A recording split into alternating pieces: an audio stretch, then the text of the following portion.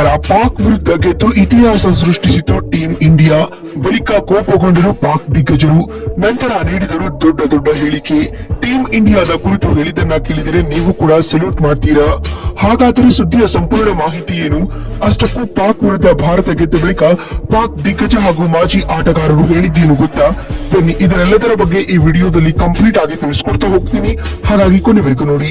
ಆದರೆ ಅದಕ್ಕಿಂತಲೂ ಮುನ್ನ ನಿಮ್ಮ ಪ್ರಕಾರ ಸೂರ್ಯಕುಮಾರ್ ಯಾದವ್ ಅವರ ಕ್ಯಾಪ್ಟನ್ಸಿಯಲ್ಲಿ ಟೀಂ ಇಂಡಿಯಾ ಈ ಬಾರಿ T20 ವರ್ಲ್ಡ್ ಕಪ್ ಗೆಲ್ಲುತ್ತಾ ಅಥವಾ ಇಲ್ಲವಾ ಎನ್ನುವುದನ್ನ ಕಾಮೆಂಟ್ ಮಾಡುವ ಮೂಲಕ ತಪ್ಪದೆ ತಿಳಿಸಿ. ಹೌದು, 2026ರ T20 ವಿಶ್ವಕಪ್ ನಲ್ಲಿ ಟೀಂ ಇಂಡಿಯಾದ ಗೆಲುವಿನ ಅಶ್ವಮೇಧ ಯಾತ್ರೆ ಮುಂದುವರೆದಿದೆ.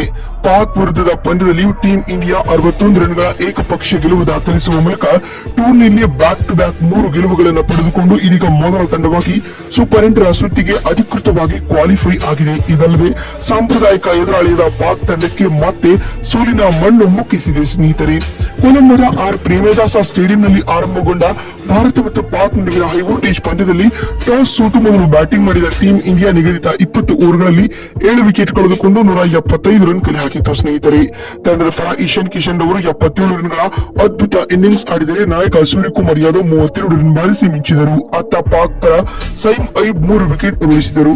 ಈ ಗುರಿಯನ್ನ ಬೆನ್ನಟ್ಟಿದಂತ ಪಾಕಿಸ್ತಾನ ತಂಡಕ್ಕೆ ಟೀಂ ಇಂಡಿಯಾದ ಬೌಲರ್ಗಳು ಕಾಟ ನೀಡಿದರು. ಕೇವಲ 114 ರನ್ ಕಲೆ ಹಾಕಿ ಪಾಕ್ ತಂಡ ಆಲ್ ಔಟ್ ಆಯಿತು. ತಂಡದ ಪರ ಉಸ್ಮಾನ್ ಅವರು 44 ರನ್ ಬಾರಿಸಿ ಗರಿಷ್ಠ ಸ್ಕೋರರ್ ಎನಿಸಿಕೊಂಡರು. ಇದರೊಂದಿಗೆ ಪಾಕ್ ಈ ಪಂದ್ಯದಲ್ಲಿ 61 ರನ್ಗಳ ಹೀನ ಸೋಲು ಕಂಡಿತು.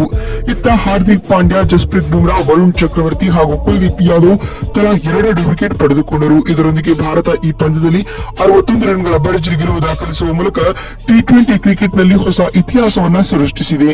ಇನ್ನೀಗ ಪಾಕ್ ತಂಡದ ಈ ಹೀನ ಸೋಲಿನ ಕುರಿತು ಮಾತನಾಡಿದ ಪಾಕ್ ದಿಗ್ಗಜ ಶೋಯಬ್ ಅಖ್ತರ್ ಈ ರೀತಿಯಾಗಿ ತಿಳಿಸಿದ್ದಾರೆ. ದೇವರೇ, ಈ ಆಟಗಾರರಿಗೆ ಮೊದಲು ಕ್ರಿಕೆಟ್ ಆಡುವುದನ್ನ ಕಲಿಸಿ, ಇಲ್ಲದಿದ್ದರೆ ಅವರನ್ನ ವಾಪಸ್ ಕಲಿಸಿಕೊಳ್ಳಿ. ಇದು ಯಾವ ರೀತಿಯ ಆಟ, ನಾವು ವಿಶ್ವದ ಎದುರು ಹೇಗೆ ಮುಖ ತೋರಿಸುವುದು ಎಂದು ತಿಳಿಯುತ್ತಿಲ್ಲ. ಈಶಾನ್ ಕಿಶನ್ ಎಂಬ ಹೆಸರಿನ ವ್ಯಕ್ತಿ ಬಂದು ನಮ್ಮ ಬೌಲರ್ ಗಳನ್ನ ಹೇಗೆ ಬಾರಿಸ್ತಾನೆ ಎಂದ್ರೆ ಅವರು ನೆಟ್ ಬೌಲರ್ ತರ ಟ್ರೀಟ್ ಮಾಡಿ ಆಡಿದ್ರು. ಅವರ ಆಟಕ್ಕೆ ನಮ್ಮ ಪಾಕ್ ಬೌಲರ್ಗಳು ದಿಕ್ಕ ಪಾಲು ಆದ್ರು. ಇದು ಟೀಂ ಇಂಡಿಯಾದ ಪವರ್ ತೋರಿಸುತ್ತದೆ ಎಂದು ಶೋಯಬ್ ಅಖ್ತರ್ ಹೇಳಿದ್ದಾರೆ. ಮತ್ತು ಮಾತು ಮುಂದುವರಿಸಿದ ಅವರು, ಇನ್ನು ಭಾರತವನ್ನ ಸೋಲಿಸುವುದು ಕನಸಿನ ಮಾತು ಅಷ್ಟೇ. ಕಡೆಯ ಪಕ್ಷ ನಾವು ಅವರಿಗೆ ಫೈಟ್ ಕೂಡ ಕೊಡಲು ಸಾಧ್ಯವಾಗಿಲ್ಲ.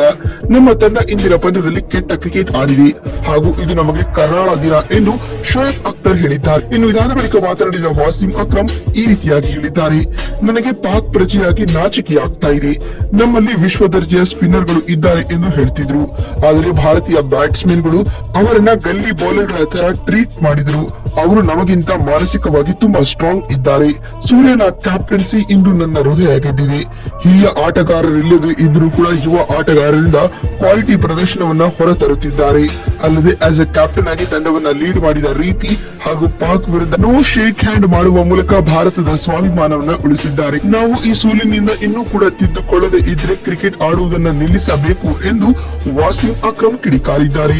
ಇನ್ನು ಇದಾದ ಬಳಿಕ ಮಾತನಾಡಿದ ಶಾಹಿದ್ ಆಫ್ರಿದಿ ಅವರು ಈ ರೀತಿಯಾಗಿ ಹೇಳಿದ್ದಾರೆ. ಭಾರತದ ಬಳಿ ಎಲ್ಲಾ ಹಂತದಲ್ಲಿಯೂ ಮ್ಯಾಚ್ ವಿನ್ನಿಂಗ್ ಆಟಗಾರರಿದ್ದಾರೆ. ಇನ್ನು ಭಾರತವನ್ನ ಸೋಲಿಸುವುದು ಯಾರಿಂದಲೂ ಸಾಧ್ಯವಿಲ್ಲ. ಇವರು ಈ ಬಾರಿಯ ವಿಶ್ವಕಪ್ ಗೆಲ್ಲುತ್ತಾರೆ ಹಾಗೂ ಇವರನ್ನ ತಡೆಯುವರು ಯಾರೂ ಇಲ್ಲ.